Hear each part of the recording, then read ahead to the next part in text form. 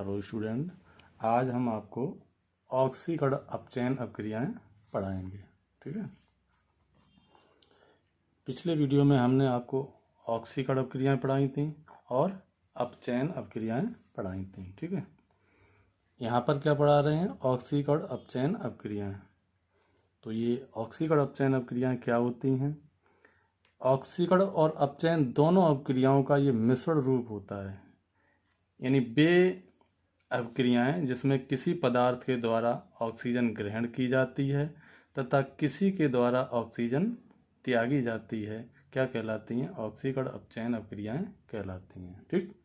तो इसमें हमने क्या कहा? दोनों ही बातें कह दी, यानी इसमें ऑक्सीजन ग्रहण भी हो गई और ऑक्सीजन त्यागी भी गई। ठीक है। लेकिन ये जो होगा किसी एक पदार्थ द्वारा नहीं होगा, पहले से एक त्यागेगा और एक ग्रहण करेगा। ठीक है। यानी एक त्यागेगा तो दूसरा ग्रहण करेगा, इस प्रक्रिया इस तरीके से चलेगी। ठीक। तो हमने क्या बताया? यानी वे अपक्रियाएं जिसमें किसी पदार्थ के द्वारा ऑक्सीजन ग्रहण की जाती है तथा किसी पदार्थ के द्वारा ऑक्सीजन त्यागी जाती है, ठीक है, क्या कहलाती हैं? ऑक्सीकरण अपचयन अपक्रियाएं कहलाती हैं। ये आपकी डेफिनेशन रही। ठीक है। यही तो बताया था। यानी वे अपक्रियाएं जिनमें किसी पदार्थ द्वारा ऑक्सीजन ग्रहण की जाती है तथा किसी पदार्थ द्वारा ऑक्सीजन त्यागी जाती है, ठीक है, ऑक्सीकरण अपचयन अपक्रियाएं कहलाती हैं। इसका एग्जाम्पल आपको हम बताते हैं।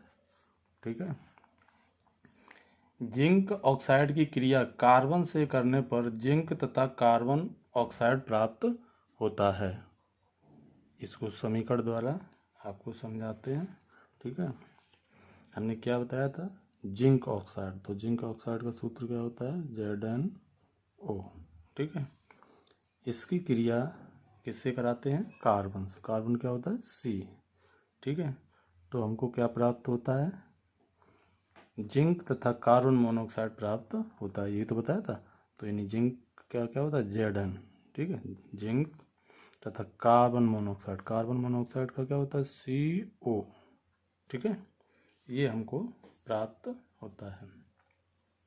इनके हम नाम लिख देते हैं। ठीक है। क्या ये क्या है आपका? Zinc oxide. ठीक है।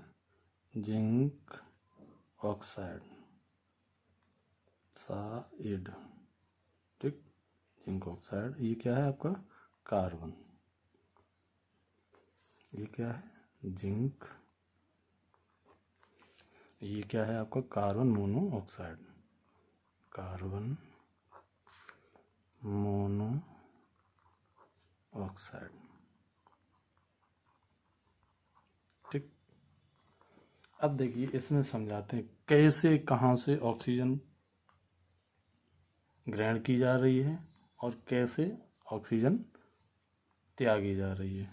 तो देखिए ये जिंक ऑक्साइड था, जिंक ऑक्साइड से क्या मिला आपको? ओनली जिंक मिला, यानी इसने ऑक्सीजन को क्या कर दिया? त्याग दिया। ठीक है। इस जिंक से हमको क्या मिला यहाँ पर? ये हमको जिंक ऑक्साइड से क्या मिला हमको? यहाँ पर जिंक मिला, यानी इसमें से ऑक्सीजन कैसी हो गई? निकल गई, यानी त्याग दी गई। ठीक है। तो जिसमें ऑक्सीजन त्यागी जाती है वो हमने आपको पिछले क्या बताया था? क्या कहलाता है? अपचयन। तो इसका तो क्या हो गया? अपचयन। इसका अपचयन हो गया। ठीक है। अब देखिए ये जो कार्बन था यहाँ पर, ठीक है, इस कार्बन से क्या किया? इस कार्बन ने ऑक्सीजन को ग्रहण कर लिया। ठीक है। यहाँ सिर्फ क्या था? कार्बन ही था। इस कार्बन ने ऑक्सीजन को क्या कर लिया? ग्रहण। और किस में बदल गया? कार्बन मोनोऑक्साइड में। तो कार्बन का क्या हो गया? ऑक्सीकरण हो गया। क्या हो गया? ऑक्सीकरण। ठीक है। तो यहाँ पर इसका तो क्या हो रहा है? ऑक्सीकरण। ठीक है। अब देखो दोनों ही कंडीशन में यहाँ ऑक्सीजन क्या हो रही है? त्यागी जा रही है। ठीक है। इस कंडीशन में क्या है? Zn जो है, जिंक ऑक्साइड है, ऑक्सीजन को त्याग कर किस में बदल रहा है? Zn में। ठीक है। यहाँ कार्बन क्या कर रहा है? कार्बन जो है ऑक्सीजन को ग्रहण करके क्या कर रहा है? कार्बन मोनोऑक्साइड बना रहा है। तो इसमें ऑक्सीजन त्यागी भी जा रही है किसी पदार्थ द्वारा और किसी पदार्थ द्वारा ऑक्सीजन ग्रहण भी की जा रही है। इसीलिए ये अपक्रियाएं क्या कहलाती हैं? ऑक्सीकरण अपचयन अपक्रियाएं कहलाती हैं। ठीक है। दूसरा इसका एग्जाम्पल आपको मैं करके बताता हूँ। जब कॉपर ऑक्साइड की क्रिया हाइड्रोजन से की जाती है, किसकी? कॉपर ऑक्साइड की क्रिया हाइड्रोजन से की जाती है तो कॉपर तथा पानी प्राप्त होता है। ठीक है। अब कॉपर ऑक्साइड का सूत्र क्या होता है? CuO। ये तो हो गया आपका कॉपर ऑक्साइड। ठीक है। और इसकी क्रिया हमने किससे बताई? हाइड्रोजन से की जाती है। किससे? हाइड्रोजन से। ठीक है। तो हमको क्या प्राप्त होता है? कॉपर यानी Cu। ठीक है। और जल या पानी। ठीक है। जल का सूत्र क्या होता है? H2O। अब उसी तरीके देखो इसमें समझिए कि ये जो कॉपर ऑक्साइड था, यानी इसमें कॉपर के पास क्या थी? ऑक्सीजन। तो इसने ऑक्सीजन को त्याग करके ये किस में बदल गया? हमारा कॉपर। ठीक है। तो यहाँ पर ये क्या हो गया? इसका तो अपचयन हो गया। ठीक है। अपचयन। इसका क्या हुआ? जब ऑक्सीजन त्यागता है कोई पदार्थ तो क्या होता है? अपचयन होता है। और इस हाइड्रोजन ने, ठीक है, इस हाइड्रोजन ने क्या किया? देखिए यहाँ पर ये हाइड्रोजन किसने, इसने ऑक्सीजन को ग्रहण कर लिया। जब इसने ऑक्सीजन को ग्रहण किया तो ये क्या कहलाएगी? ऑक्सीकरण अक्रिया कहलाएगी। ठीक है। ये हमारा ऑक्सीकरण होगा इसमें। तो समझ गए? देखो यहाँ पर तो क्या, इसने ऑक्सीजन को त्याग दिया, यहाँ पर इसने क्या किया? ऑक्सीजन को ग्रहण कर लिया एक ही अभिक्रिया में। ठीक है। तो यही तो परिभाषा में या डेफिनेशन में समझाया गया था। ठीक है। तो दोनों ही क्रियाएं आपकी इसमें पूर्ण हो रही हैं।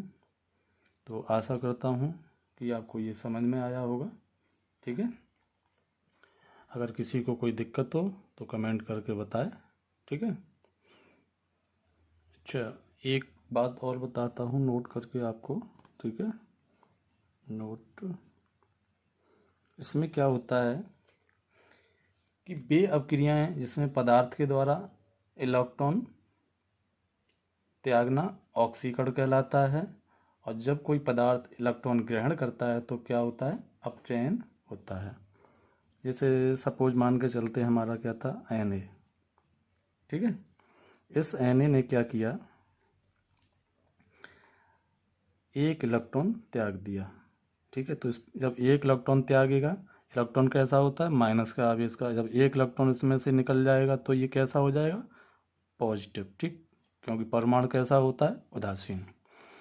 तो इसने एक इलेक्ट्रॉन त्याग दिया तो ये हमने यहाँ पे लिख दिया। ठीक है। तो ऐसी अपक्रियाएं क्या कहलाती हैं? ऑक्सीकरण। ऑक्सीकरण। ठीक। और जब कोई पदार्थ इलेक्ट्रॉन ग्रहण करता है, ठीक है, जैसे मान लीजिए हमारा Cl। ठीक है। इसने एक इलेक्ट्रॉन ग्रहण किया। ठीक है।